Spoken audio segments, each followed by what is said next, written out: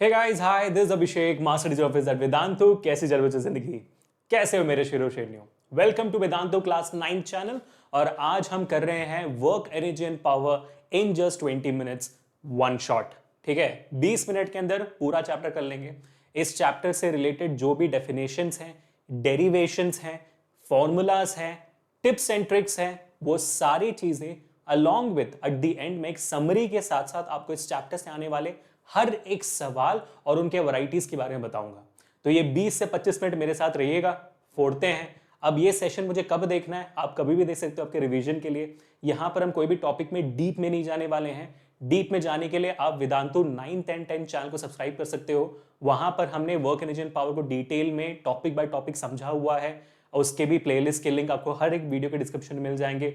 इस video description में मैं डाल दूंगा आप लोगों के लिए। और साथ ही साथ गाइस, ये वीडियो तब देखना है आपको जब आपके एग्जामिनेशन होंगे, है ना। एग्जामिनेशन के दौरान इस वीडियो को आप 2x स्पीड में डाल दोगे तो फिर आप इस वीडियो को पूरा वर्क एनर्जी एंड पावर का 10 मिनट में आपका चैप्टर खत्म हो जाएगा। ऐसा कोई भी टॉपिक या डेफिनेशन या फॉर्मूला डेरिवेशन नहीं होगी इस वीडियो में जो आपके एनसीईआरटी के बाहर है। पूरा एनसीईआरटी कंप्लीट होगा और आपके एग्जामिनेशन के लिए काफी है। ठीक है, तो इसी भरोसे के साथ शुरू करते हैं आज का सेशन। 20 मिनट में खत्म करना है। चलो अब आगे बढ़ते हैं। ठीक है बेटा, आ जाओ भाई साहब। इस पूरे चैप्टर की शुरुआत होती है कि वर्क क्या होता है उसके डेफिनेशन से। ठीक है, और हम बात कर रहे हैं साइंटिफिक वर्क की। साइंटिफिक वर्क क्या होता है? Scientific work is a way of me to transfer some amount of energy to you. Basically जब मान लो पापा आपसे नाराज होकर आपको चाटा मारते हैं, तो उनके अंदर जो एनर्जी थी ना, उन्होंने चाटा मारकर आपकी गालों में डाल दी। ठीक है, तो उन्होंने डाला कैसे? उन्होंने अपने हाथों को उठाया, फोर्स लगाई और डिस्प्लेस करके आपके गालों को मार दिया। ठीक है, तो यहां पर फोर्स भी आ गया, डिस्प्लेसमेंट भी आ गया। यही होता है वर्क डन। वर्क डन का फॉर्मूला आपके 9th ग्रेड में आपने सीखा होगा और आपको सिखा देते हैं, फोर्स इंटू डिस्प्लेसमेंट। जो यहां पर आप देख रहे हो, फोर्स और डिस्प्लेसमेंट दोनों होना जरूरी है। अगर फोर्स नहीं होगा तो आप एनर्जी ट्रांसफर कैसे करोगे? डिस्प्लेसमेंट नहीं होगा तब भी हम उसको कहते हैं कि आपने जो फोर्स डाला किसी काम का नहीं है, वो उसने कोई काम किया नहीं है। This is what scientific work is. Work is equal to force into displacement, जहां पे फोर्स का यूनिट होता है न्यूटन और डिस्प्लेसमेंट का यूनिट होता है मीटर। तो वर्क डन का यूनिट न्यूटन मीटर हो सकता है, लेकिन इसको हम स्पेसिफिकली बुलाते हैं जूल्स। ठीक है, तो वर्क डन का एसआई यूनिट जूल्स होगा, जे से इंडिकेट होगा, याद रखिएगा। ठीक है, कंडीशन क्या है? दोनों होना जरूरी है। अब बात आती है कि वर्क डन के डिफरेंट वैरायटीज होते हैं, पॉजिटिव वर्क, नेगेटिव वर्क और जीरो वर्क। जीरो वर्क तब होता है जब जैसे मैंने आपको कह दिया, या तो फोर्स जीरो होगा या तो डिस्प्लेसमेंट जीरो होगा। तो आप कह सकते हो कि भाई आपका फोर्स, आपका वर्क डन जीरो है। एक और रीजन हो सकता है, वो कौन सा रीजन मैं आपको बताता हूं कुछ देर में। अगर मान लो आपका फोर्स जिस डायरेक्शन में आप लगा रहे हो, ठीक है, और उसी डायरेक्शन में आपका डिस्प्लेसमेंट भी हो रहा है, तो इसको हम कहते हैं पॉजिटिव वर्क। इसको हम क्या कहते हैं? Positive work. जैसे यहाँ पे आप कार में देखते हो, भाई कार ने बूस्टर ऑन किया या तो आप एक्सीलेटर दबाते हो, तो कार के ऊपर फोर्स भी सामने की तरफ है और बेसिकली आपका कार भी मूव सामने की तरफ होता है। तो इसको हम कहते हैं पॉजिटिव वर्क। अब मान लो यहां पर इसकी बात करें तो भाई ये बंदा जब बॉक्स को उठाता है तो ऊपर की तरफ फोर्स डालता है, बॉक्स भी ऊपर की तरफ मूव होती है। तो ये बंदा जो काम कर रहा है वो तो पॉजिटिव वर्क डेफिनेटली है। लेकिन इस बॉक्स के ऊपर हम ग्रेविटेशनल फोर्स की बात करें तो फॉर एग्जांपल देखो यार, फोर्स, ग्रेविटेशनल फोर्स तो हर ऑब्जेक्ट को नीचे की तरफ खींचता है ना, वो हो गया आपका ग्रेविटेशनल फोर्स। लेकिन आपका ऑब्जेक्ट तो ऊपर की तरफ जा रहा है, ये हो गया डिस्प्लेसमेंट। तो आप देखो यहाँ पे ग्रेविटेशनल फोर्स और डिस्प्लेसमेंट एक दूसरे से ऑपोजिट डायरेक्शन में, इसको हम कहते हैं नेगेटिव वर्क। जब भी फोर्स और डिस्प्लेसमेंट एक दूसरे से ऑपोजिट डायरेक्शन में होंगे, उनको हम नेगेटिव वर्क करेंगे। तो जब भी गाड़ियां ब्रेक मारती हैं, यही सीन होता है। ठीक है, अब बात करते हैं जीरो वर्क की। अब भाई एक डायरेक्शन में हो गया, ऑपोजिट डायरेक्शन में हो गया। What if force and displacement they are perpendicular to each other? अगर फोर्स और डिस्प्लेसमेंट एक दूसरे से परपेंडिकुलर हो जाता है तब भी वर्क जीरो कहलाता है, वहां पर जीरो वर्क ही होती है। फॉर एग्जांपल आप मान लो कि भाई एक कूली है, कूली अब सर के ऊपर, या सब्जी वाले हैं, सब्जी वाले सर के ऊपर सब्जी लेकर जा रहे हैं, तो क्या करते हैं भाई, सब्जी के ऊपर तो फोर्स ऊपर की तरफ डालते हैं ना, इसलिए तो उठाते हैं, लेकिन चलते तो सीधे ही है। तो फोर्स ऊपर की तरफ है, डिस्प्लेसमेंट साइडवेज है, तो इसको भी हम जीरो वर्क कहेंगे। अब इसी वजह से वर्क जो होता है वो एक स्केलार क्वांटिटी होती है, वेक्टर क्वांटिटी नहीं होती। ये क्या कह रहे हो सर? यहाँ पे वर्क तो पॉजिटिव भी है, नेगेटिव भी है, जीरो भी है, तो नेगेटिव ये वेक्टर क्वांटिटी क्यों नहीं हुआ? क्योंकि यहाँ पर जो वर्क जीरो है, नेगेटिव और पॉजिटिव है, वो वर्क के डायरेक्शन की वजह से नहीं है ना। वर्क के डायरेक्शन की वजह से नहीं है, इसलिए हम वर्क को वेक्टर क्वांटिटी नहीं बोल सकते, वो स्केलार क्वांटिटी है। हाँ, अगर मान लो वर्क किसी और डायरेक्शन में हो जिसकी वजह से उसका वैल्यू नेगेटिव हो जाए, जैसे फोर्स में होता है, फोर्स ऐसे मारोगे तो पॉजिटिव, ऐसे मारो तो नेगेटिव, उल्टा हो जाता है। डिस्प्लेसमेंट जैसे होती है कि डिस्प्लेसमेंट दूसरे डायरेक्शन में तो नेगेटिव कहलाता है, वर्क में ऐसा नहीं होता। वर्क नेगेटिव तभी होती है अगर उसके अंदर का जो फोर्स और डिस्प्लेसमेंट है वो ऑपोजिट डायरेक्शन में हो, दैट्स इट। तो work is a scalar quantity not a vector quantity. बहुत कॉमन कंफ्यूजन है, आप कंफ्यूज मत रहिएगा। आगे बढ़ते हैं to the concept of energy. मान लो यार आपके अंदर बहुत एनर्जी है तो आप ज्यादा काम करोगे। मान लो कि भाई साहब के साथ कम एनर्जी है तो आप स्लो डाउन हो जाओगे, आपकी एनर्जी कम हो जाएगी, आप काम नहीं कर पाओगे। ठीक है, अगर बहुत एनर्जी है फिर भी काम नहीं कर पा रहे हो तो फिर आप बहुत लेजी हो, जाओ टू जाओ काम करो जाओ। ठीक है, यू गेट द आइडिया। तो बेसिकली अगर आपके पास एनर्जी जीरो है तो आप बिल्कुल काम नहीं कर पाओगे। तो basically what I am trying to say is कि भाई एनर्जी क्या होती है? Energy is nothing but the ability to do work. अगर मेरे पास ज्यादा है तो मैं ज्यादा करूंगा, कम है तो कम करूंगा, नहीं तो नहीं करूंगा। That is what energy is, that is what the definition of energy is, the ability to do work. तो जितनी एनर्जी होगी उतना वर्क होगा। तो बेसिकली एनर्जी को आप एक तरीके से वर्क के इक्वल मान सकते हो। इसलिए वर्क का ऐसा यूनिट भी जूल्स होता है, एनर्जी का भी ऐसा यूनिट जूल्स ही होता है। अब एनर्जी इस चैप्टर में बहुत सारे हैं, लेकिन मेजरली आपके इस चैप्टर में जो कवर्ड अप है वो है काइनेटिक एनर्जी और दूसरा है पोटेंशियल एनर्जी। ठीक है, जैसे यार आपको हिलने डुलने हर एक टाइप के मूवमेंट के लिए, मोशन के लिए एक टाइप ऑफ एनर्जी चाहिए होती है, उस एनर्जी को हम कहते हैं kinetic energy. So kinetic energy is the energy of an body in motion. Motion में आने के लिए उसको जो एनर्जी चाहिए होती है उसको काइनेटिक एनर्जी कहते हैं। पोटेंशियल एनर्जी क्या होती है? भाई जो एनर्जी आपको रेस्ट के लिए चाहिए होता है। सर रेस्ट के लिए भी एनर्जी चाहिए होती है? ऑफ कोर्स ही बात है भाई, अगर मुझे बैठना है तब भी मेरे बॉडी को, मेरे शेप को मेंटेन रखना पड़ेगा ना, कि मैं बैठ गया तो पूरा बॉडी बैठ गया। नहीं, मेरे बॉडी को मेंटेन रखने के लिए, उस शेप स्ट्रक्चर में रखने के लिए, ब्लड फ्लो को कंटिन्यूसली फ्लो होने के लिए पोटेंशियल एनर्जी की भी जरूरत है। ठीक है, सो potential energy is the energy which you require for rest and kinetic energy is the energy which you require for motion. अब इन दोनों को कंबाइन कर दो तो हम इसको दोनों को साथ मिलाकर कहते हैं मैकेनिकल एनर्जी। ठीक है, मैकेनिकल एनर्जी क्या है भाई? Is the energy which a body require for rest also, motion also. ठीक है, रेस्ट वाले को पोटेंशियल कहते हैं और मूवमेंट वाले को काइनेटिक कहते हैं। तो काइनेटिक प्लस पोटेंशियल एनर्जी आपके बॉडी का मैकेनिकल एनर्जी होता है। ठीक है, बात सिंपल है। अब आगे बढ़ते हैं, समझते कि भाई काइनेटिक एनर्जी और क्या होती है। हमने देखा कि मान लो यार आपके सामने एक ट्रक है और एक साइकिल है। ठीक है, ये ट्रक आकर एक बॉक्स को मारता है, साइकिल आकर एक बॉक्स को मारता है। इन दोनों ट्रक और साइकिल की वेलोसिटी सेम है, आप देख सकते हो दोनों एक साथ आते हैं, दोनों की वेलोसिटी सेम है। लेकिन क्लियर सी बात है भाई कि बॉक्स ट्रक के मामले में दूसरी तरफ हिल जाता है, साइकिल ज्यादा इंपैक्ट क्रिएट नहीं कर पाता। क्यों नहीं कर पाता? यहाँ पे तो वेलोसिटी सेम थी, लेकिन क्योंकि ट्रक का मास ज्यादा है, ट्रक ज्यादा एनर्जी इस बॉक्स को ट्रांसफर कर पा रहा है। और क्योंकि ट्रक मूव कर रहा था तो इसमें जो एनर्जी होगी जो ट्रांसफर कर रहा है वो काइनेटिक एनर्जी होगी। That's it. तो इससे क्लियर हो जाती है कि भाई kinetic energy is directly proportional to mass. लेकिन मान लो कि अगर मेरे साथ दो ऑब्जेक्ट्स हैं, उन दोनों ऑब्जेक्ट का मास सेम है। ठीक है, उन दोनों ऑब्जेक्ट का मास सेम है, लेकिन मान लो एक ज्यादा तेजी से जा रहा है और एक कम तेजी से जा रहा है, तो फिर क्या होगा? तो किसके पास ज्यादा एनर्जी होगी? फॉर एग्जाम्पल, अगर एक बुलेट को मैं हाथ से फेंकूं या बुलेट को गन के अंदर रखकर गोली मारूं तो ज्यादा इंपैक्ट कहां पे होगा? बुलेट तो सेम है, मास सेम है, लेकिन जिसकी ज्यादा वेलोसिटी हुई वो ज्यादा एनर्जी ट्रांसफर कर रहा है, वो ज्यादा डेंजरस है। तो इस तरीके से आप कह सकते हो कि भाई kinetic energy is also proportional to velocity of the object. बिल्कुल सही। तो थ्योरेटिकल ये हो गया, अब इसको प्रूव करते हैं mathematically, that how is kinetic energy proportional to mass and velocity both. Let's try to prove it up. ये डेरिवेशन आता है आपको 3 मार्क्स के लिए in class 9th। Derive the formula of kinetic energy, उसको हम डिराइव करने वाले हैं। ठीक है, मान लो कि आपके सामने एक ऑब्जेक्ट है, ए पर रखा हुआ है, उसके ऊपर एक फोर्स डाल रहे हो आप। तो देखो ऑब्जेक्ट ए पे रखा हुआ है, इसकी इनिशियल वेलोसिटी मान लेते हैं 0 है, रेस्ट पर है वो। ठीक है, आपके फोर्स के डालने के बाद क्या होगा? वो ऑब्जेक्ट मूव करेगा, डिस्प्लेस करेगा, और मूवमेंट की वजह से उसके अंदर एक वेलोसिटी आएगी। मान लो यहां पर उसकी फाइनल वेलोसिटी v है। ठीक है, तो यहां पर आपके फोर्स के डालने से क्या वर्क हुआ? भाई हमें तो पता है वर्क होता है फोर्स इंटू डिस्प्लेसमेंट, और हमें अभी सीखा है कि भाई एनर्जी और वर्क तो एक ही होती है, और यहाँ पे एनर्जी कौन सी है? काइनेटिक एनर्जी है। तो मैं काइनेटिक एनर्जी लिख देता हूँ, क्योंकि ऑब्जेक्ट फोर्स में डालने के बाद वो मोशन में आ गया, तो kinetic energy. So kinetic energy is equal to force into displacement. सही, बढ़िया, ठीक है। अब आगे करते हैं डेरिवेशन इसका, ध्यान से देखें। यहां पर फोर्स कितना है? फोर्स का फॉर्मूला क्या होता है? Mass into acceleration, second law of motion, second chapter, mass into acceleration. Displacement कहां से लाएंगे हम? भाई डिस्प्लेसमेंट का फॉर्मूला मेरे ख्याल से हम इक्वेशंस ऑफ मोशन से ला सकते हैं। 3 फॉर्मूलाज थे। पहला था आपका v is equal to u plus a t. Sir उसमें तो डिस्प्लेसमेंट है ही नहीं, निकाल देते हैं। सेकेंड फॉर्मूला था s is equal to u t plus half a t square. हाँ सर, इसमें डिस्प्लेसमेंट s तो है, लेकिन टाइम का है, टीथ के बारे में तो बताया नहीं मैंने, तो टाइम यहाँ पे इस्तेमाल नहीं कर सकते हो आप। तीसरा इक्वेशन क्या है, v square minus u square is equal to 2as, है ना, ये इस्तेमाल कर सकते हैं। हाँ सर, एक्सेलरेशन तो लिया हुआ है, v और u डिफाइंड है, हाँ s तो डिस्प्लेसमेंट हो गया, बहुत सही बात है। तो हम क्या करेंगे, यहां पर हम डाल देंगे from second law of equation, from third equation of motion, हमें पता है कि v square minus u square is equal to 2as होता है। इसमें अगर मैं s निकालूंगा तो हो जाएगा मेरा v square minus u square, और ये 2a नीचे आ गया तो 2a बन गया।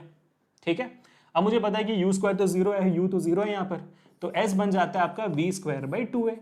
ठीक है, अब मैं इसको उठा के डाल देता हूँ, यहाँ पर डाल देते हैं, आ जाओ भाई साहब, वी स्क्वायर अपॉन 2a। अब इसको कैलकुलेट कर लेते हैं। ठीक है, अब इसको कैलकुलेट करते हैं, ये बीच में आ गया, अब इसको हम कैलकुलेट करते हैं। तो काइनेटिक एनर्जी क्या हो जाती है, काइनेटिक एनर्जी यहाँ पे हो जाती है सर, ए कट जाएगा, यहाँ पे a और a कट गया, बच गया आपका हाफ, जो ये 2 है, एम वी स्क्वायर। ये हो गई आपकी काइनेटिक एनर्जी की formula, half M we square. तो ये हो गया आपका 3 मार्क का डेरिवेशन जो ऐसे ही ले जाते हैं लोग भाई। तो ये मैथमेटिकली भी आपका प्रूव हो गया कि काइनेटिक एनर्जी मास से डायरेक्टली प्रोपोर्शनल है, वेलोसिटी से भी डायरेक्टली प्रोपोर्शनल है। बोलो बल्ले बल्ले, मजा आ गया टू द लैंग्वेज पीपल अब तक। अब आगे बढ़ते हैं to the concept of potential energy. Sir potential energy क्या होती है यार, पोटेंशियल एनर्जी क्या था, when the object is at rest. ठीक है, देखते हैं यहाँ पर क्या होता है। चलो मान लो यार कि आपका ऑब्जेक्ट हमने इसको उठा के, ऑब्जेक्ट उठा के यहाँ पर रख दिया, तो इस पॉइंट पे इस ऑब्जेक्ट की पोटेंशियल एनर्जी कितनी है निकालते हैं। अगेन वही बात आ गई बीच में कि यार फॉर्मूला क्या होता है, आपने जब इस ऑब्जेक्ट को उठाकर यहाँ पर रखा तो आपने कुछ काम किया ना, जिसका फॉर्मूला क्या है, force into displacement, work done is equal to again energy. यहाँ पे किस एनर्जी की बात हो रही है, पोटेंशियल एनर्जी की बात हो रही है, तो potential energy is equal to force into displacement. तो जब आपने इस ऑब्जेक्ट को उठाकर इस पॉइंट पर रखा तो आपने कितना फोर्स डाला, आपको कम से कम उस ऑब्जेक्ट के वेट के इक्विवेलेंट फोर्स डालना पड़ेगा, है ना, कि भाई इस ऑब्जेक्ट का वेट 50 kg है, तो मतलब 500 न्यूटन का इसका वेट है, तो कम से मुझे 500 न्यूटन का फोर्स डालना पड़ेगा, वरना ये उठेगा नहीं। मैं फोर्स बराबर कम से कम, ज्यादा तो मैं कितना भी डाल सकता हूं, उठाकर फेंक सकता हूं, फर्क नहीं पड़ता, कम से कम एटलीस्ट कितना डालना पड़ेगा इसके वेट के इक्विवेलेंट, है ना। तो फोर्स में कितना डाल रहा हूं यहां पर, अपवर्ड फोर्स इसके वेट के इक्विवेलेंट, तो मैं वेट लिख दूंगा यहां पे। ठीक है, और डिस्प्लेसमेंट क्या है भाई, इतनी हाइट, यहां से यहां तक h हाइट है, तो h लिख दिया मैंने। ठीक है, तो potential energy is equal to weight into height. अब यहां पर वेट का फॉर्मूला क्या होता है, वेट होता है mg और h,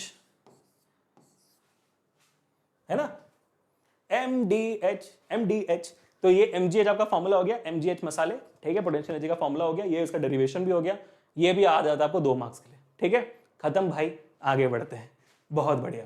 अब दूसरी बात ये आती है कि यार पोटेंशियल एनर्जी क्या पाथ डिपेंडेंट है कि नहीं है। फॉर एग्जाम्पल सवाल ऐसे आता है कि मान लो आपके सामने 2 पाथ है पोटेंशियल एनर्जी का, यहाँ से ऑब्जेक्ट वहां गया और यहाँ से ऑब्जेक्ट यहाँ गया, इन दोनों में पोटेंशियल एनर्जी निकाली है। अब मुद्दा यहाँ पे देखिए, इन दोनों केसेस में पोटेंशियल एनर्जी सेम रहेगी, क्यों, क्योंकि आपके फाइनल हाइट सेम है ना, mgh में h ये दोनों जगह पे कांस्टेंट ही है, तो वो बदलेगा नहीं। तो क्योंकि हाइट नहीं बदल रही है यहाँ पर, वेट भी ऑब्जेक्ट थोड़ी बदल रहा है, सेम ही है, तो इस वजह से आपका पोटेंशियल एनर्जी सेम रहेगा। So potential energy is independent of the path you take, it is only dependent upon the initial and final position, exactly like your displacement. ठीक है, चलो अब आगे बढ़ते हैं to the concept of law of conservation of energy. अब ये law कहती क्या है, ये लॉ बेसिकली कहती है कि एनर्जी को हम बना नहीं सकते हैं, एनर्जी को हम डिस्ट्रॉय नहीं कर सकते हैं, एनर्जी को सिर्फ हम एक क्या कहते हैं फॉर्म से दूसरे फॉर्म में बदल सकते हैं। फॉर एग्जाम्पल मैं अभी आपके सामने बात कर रहा हूं, तो जो भी बात कर रहा हूं, मेरे कॉलर पे ये माइक लगा हुआ है, ये माइक क्या करता है, मेरे साउंड एनर्जी को इलेक्ट्रिकल एनर्जी में कन्वर्ट करता है और सीधा आपके पास ले आ जाता है। आपके पास जो स्पीकर है, वो स्पीकर इस इलेक्ट्रिकल एनर्जी को दोबारा साउंड एनर्जी में कन्वर्ट करता है और आप मुझे सुन पा रहे हो। तो आप देखोगे एनर्जी यहाँ पे कहीं पे खत्म नहीं हुई, कहीं पे भी आई नहीं, it was just getting transform from one form to another. तो वही हमें यहाँ पर प्रूव करना है कि क्या भाई एनर्जी हमेशा कांस्टेंट होती है। फॉर एग्जांपल यहाँ पर हमने एक फुटबॉल ले लिया, ठीक है, अब ये फुटबॉल जो है मान लो इस पॉइंट पर था, इस पॉइंट से फुटबॉल देखोगे आप तो नीचे गिर रहा है, ठीक है, इस पॉइंट से नीचे गिर रहा है आपका फुटबॉल। मेरे को ये प्रूव करना है कि भाई इस पॉइंट पे जो आपके टोटल मैकेनिकल एनर्जी थी फुटबॉल की, और इस पॉइंट पे जो टोटल मैकेनिकल एनर्जी है फुटबॉल का, और मान लो बीच में कहीं टोटल मैकेनिकल एनर्जी जो थी फुटबॉल की वो तीनों प्लेस में अगर कांस्टेंट निकली तो फिर हाँ जी आपका एनर्जी कंजर्व हो रहा है, हर जगह पे सेम निकली वही कंजर्व हो रहा है, कहीं कम नहीं हो रहा कहीं बढ़ नहीं रहा। ठीक है, चलो अब इसको प्रूव कर लेते हैं कैसे। ठीक है, मैं दोबारा यहाँ पे बना लेता हूँ। मान लो कि ये आपका पॉइंट ए है, ठीक है, ये पॉइंट बी है, पॉइंट सी है। ठीक है, अब मान लो ए कौन से हाइट पे, ए एच हाइट पर है। ठीक है, ए एच हाइट पर है, तो उस पॉइंट पे मुझे टोटल मैकेनिकल एनर्जी निकालना है। ठीक है, तो मैं यहाँ पे लिख रहा हूँ एट पॉइंट ए। ठीक है, टोटल मैकेनिकल एनर्जी का फॉर्मूला क्या होता है, kinetic energy plus potential energy. Potential energy को आप या तो पीई लिख सकते हो या तो यू लिख सकते हो, वो आपकी मर्जी। ठीक है, okay, kinetic energy plus potential energy. Kinetic energy का फॉर्मूला क्या होता है, half M we square plus potential energy का एम जी एच। ठीक है, अब इस पॉइंट पे ऑब्जेक्ट को मैंने पकड़ के रखा हुआ था। ठीक है, मैंने उसको पकड़ के रखा हुआ था, मैंने छोड़ा नहीं था। तो इस पॉइंट पे एट पॉइंट ए आपकी इनिशियल वेलोसिटी तो जीरो है, तो क्योंकि वेलोसिटी जीरो है आपका काइनेटिक एनर्जी जीरो हो जाएगा, और पोटेंशियल एनर्जी तो डेफिनेटली लगेगी क्योंकि आपने एक हाइट पे रखा हुआ है। तो आपका total mechanical energy at point A becomes mgh। ये हो गया आपका पहले पॉइंट पे। एट पॉइंट ए में कंफर्म हो गया कि भाई mgh आपका टोटल मैकेनिकल एनर्जी है। अब हमें ये प्रूव करना है कि पॉइंट बी पे भी सी पे भी सेम मैकेनिकल एनर्जी निकलने वाली है। ठीक है, तो ये कंफर्म हो गया आपका। चलो भाई इसको रखते हैं साइड में, एट पॉइंट ए खत्म हो गया।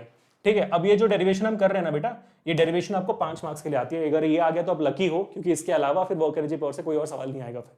ठीक है, अब बात करते हैं पॉइंट सी की। कर ले पहले पॉइंट सी की कर ले, इजी होगा पॉइंट सी। ठीक है, फिर बी पे आते हैं at point C. At point C अगर हम देखेंगे तो भाई ऑलमोस्ट ग्राउंड तक पहुंच गया हो। ठीक है, ठीक है, बराबर है। चलो, तो total mechanical energy is equal to kinetic plus potential. Kinetic energy का formula half M we square. Potential energy zero हो गई, क्यों, क्योंकि हाइट जीरो है। हाइट तो ऑलमोस्ट जमीन तक पहुंच गई ना, तो हाइट जीरो हो गई, जीरो। ठीक है, तो हाफ एम वी स्क्वायर आपका हो गया। Sir this is not equal in to m g h. हाँ ठहरो भाई, वी स्क्वायर डाला थोड़ी है हमने, वी स्क्वायर का वैल्यू तो डालने दो। ठीक है, अब मैं ये वी स्क्वायर कहाँ से लाऊं। सर वी स्क्वायर थोड़ी देर पहले हमने किया था ना, इक्वेशन ऑफ मोशन। हाँ भाई साहब, v square minus u square is equal to a s, आपको पता है इसमें से वी स्क्वायर निकाल सकते हैं हम, बिल्कुल। तो since v square minus u square is equal to a s and we know u is zero, we can write down v square is equal to 2as। लेकिन ऑल्सो यहाँ पर a क्या है, acceleration due to gravity, object नीचे गिर रही है ना, तो 2g, और s क्या है, s हाइट है, h बराबर है। तो v स्क्वायर के बदले आप डाल दो, क्या आएगा, therefore total mechanical energy is equal to half m, v square के बदले मैंने डाल दिया 2gh। यहाँ पे 2 कट गया, क्या आया, mgh। तो आ गया आपका एट पॉइंट सी भी total mechanical energy is equal to mgh। Proven. बोलो बल्ले बल्ले, सारे बोलो बल्ले बल्ले।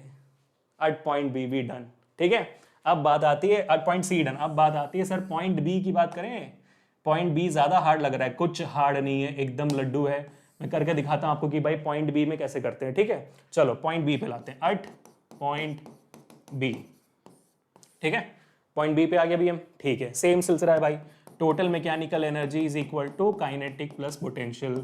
ठीक है, काइनेटिक का फॉर्मूला क्या होता है, half M we square, plus potential का फॉर्मूला क्या होता है, एम जी।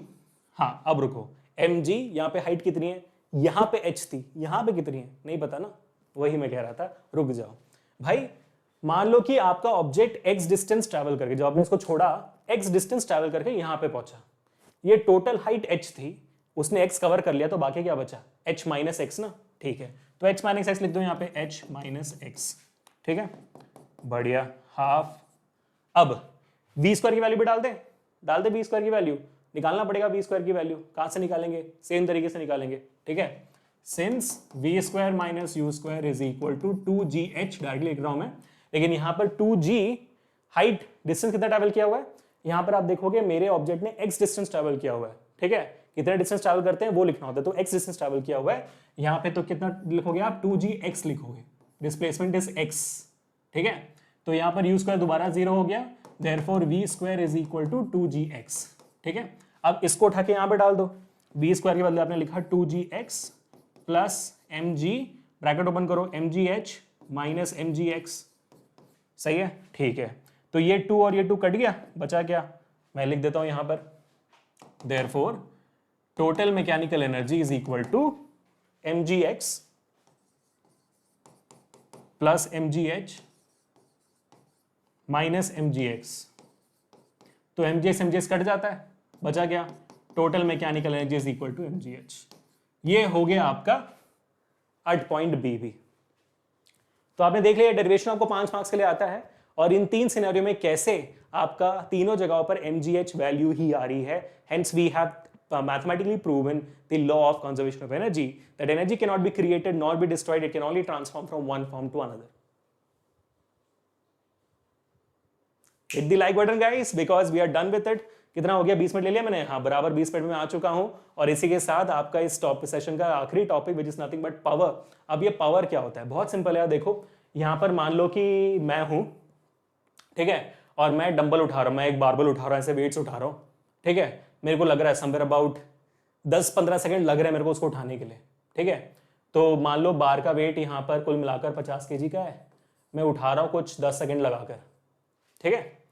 और हमारे कुल्लू भैया, मान लो कुल्लू भैया, कुलदीप सर भी इस 50 kg वेट उठा रहे हैं, लेकिन दिख भी नहीं रहा कि कब उठा रहे हैं भाई, एकदम टक टक करके उठा रहे हैं, मतलब 2 सेकंड के अंदर उठा रहे हैं। तो हमने सेम फोर्स लगाया, लेकिन कुल्लू भैया ने कम वक्त में किया, मैंने ज्यादा वक्त में किया। तो हम दोनों के बीच में काम ज्यादा कौन कर रहा है, काम वर्क हम दोनों का सेम है, कोई ऊपर नीचे नहीं कर रहा है। क्यों, क्योंकि मैंने भी सेम फोर्स लगाया, उन्होंने भी सेम फोर्स लगाया, मेरा भी डिस्प्लेसमेंट अलग है, उनका भी डिस्प्लेसमेंट सेम है। तो force and displacement both are same in both the cases, hence the work done is same. But different क्या हुआ, इन्होंने ज्यादा तेजी से किया, इसको हम कहते हैं पावर। जो इंसान कम वक्त में ज्यादा काम कर लेता है उसको हम कहते हैं ज्यादा पावरफुल, जो इंसान कम वक्त में कम काम करता है उसको हम कहते हैं लेस पावरफुल। ये होता है power. It is basically nothing but कितना काम कुल्लू भैया ने और मैंने किया कितने वक्त में। So power is equal to work done per unit time W upon T। तो इसके हिसाब से आपका ऐसा यूनिट पावर का क्या हो जाना चाहिए भाई, वर्क डन का होता है जूल्स और टाइम का होता है सेकंड्स, जूल्स पर सेकंड होना चाहिए, लेकिन होता नहीं है। इसको हम लिखते हैं वॉट और डिनोट करते हैं W से। क्यों, क्योंकि पावर के मामले में बहुत ज्यादा कंट्रीब्यूशन दिया था हमारे जेम्स वॉट नाम के एक साइंटिस्ट ने, उसकी वजह से हम इनका पावर का यूनिट वॉट लिखते हैं, ठीक है। तो this was the entire session people, I really hope always enjoyed this. अब मैं दोबारा एक समरी करता हूं आपको, इस टॉपिक से आने वाले सारे सवालों के बारे में बताता हूं जल्दी से, and then we can end the today's session, ठीक है। So as I said this entire topic starts with the concept of work. Work के फॉर्मूला के ऊपर आपको डेफिनेटली क्या कहते हैं न्यूमेरिकल्स आते हैं। उसके बाद आपको 3-4 एग्जाम्पल्स दे दिए जाएंगे, आपको ये फाइंड आउट करना पड़ेगा कि उसमें पॉजिटिव वर्क है या नेगेटिव वर्क, या तो ये भी पूछा जा सकता है कि भाई पॉजिटिव वर्क के 3 एग्जाम्पल बताओ, 2 एग्जाम्पल बताओ, वैसे, ठीक है। और ये भी पूछा जा सकता है भाई वर्क डन 0 कब होता है। उसके बाद आती है अभी कॉन्सेप्ट ऑफ एनर्जी। एनर्जी का डेफिनेशन एज सच नहीं पूछा जाता है, काइनेटिक एनर्जी का डेफिनेशन, पोटेंशियल एनर्जी का डेफिनेशन भी नहीं पूछा जाता है, काइनेटिक एनर्जी का डेरिवेशन पूछा जाता है, ठीक है, और काइनेटिक एनर्जी के ऊपर न्यूमेरिकल जरूर आएंगे आपको। पोटेंशियल एनर्जी का डेरिवेशन पूछा जाता है, न्यूमेरिकल्स भी डेफिनेटली आएंगे आपको। Law of conservation of energy, ये टॉपिक भी मैं बताया था ना, path is independent potential energy, वो जरूर आता है। लॉ ऑफ कंजर्वेशन एनर्जी के ऊपर आपको न्यूमेरिकल्स भी आएंगे, डेरिवेशन डेफिनेटली आएगा, बहुत बहुत इंपॉर्टेंट सवाल है ये, हर साल आता है, ठीक है। पावर के ऊपर अगेन पावर का डेफिनेशन पूछा जाता है, पावर का एसआई यूनिट पूछा जाता है, पावर का कोई डेरिवेशन नहीं है, लेकिन पावर और वर्क डन को रिलेट करके न्यूमेरिकल आते हैं। जैसे आपको 2 पार्ट में दे जाएंगे सवाल कि पहले वर्क डन निकालो फिर उसका पावर निकालो, बहुत ईजी कॉन्सेप्ट होता है, आप निकाल सकते हो, ठीक है। अब इसके आगे मैं एक और चीज आपको सिखा देता हूं जो मोस्टली सारे टीचर्स सिखाते नहीं है, और it would be great for you. जैसे आपको पता है कि भाई पावर का फॉर्मूला होता है work done upon time, work done का फॉर्मूला होता है force into displacement upon time, displacement upon time क्या होता है, वेलोसिटी। ये एक और फॉर्मूला है पावर की। कुछ सवालों में आपको फोर्स और वेलोसिटी दे देगा, पूछेगा पावर निकालो, तो आप कंफ्यूज हो जाओगे, पता नहीं होगा आपको, इसलिए मैंने डेरिवेशन में आपको करा लिया, so that you know that power is also equal to force into velocity. आप वो न्यूमेरिकल भी कर सकते हो। इस फॉर्मूला के थ्रू आप 99% बच्चों से ज्यादा आगे पहुंच चुके हो। ऐसे और अमेजिंग वीडियोस के लिए make sure that you are subscribing to this channel right now people.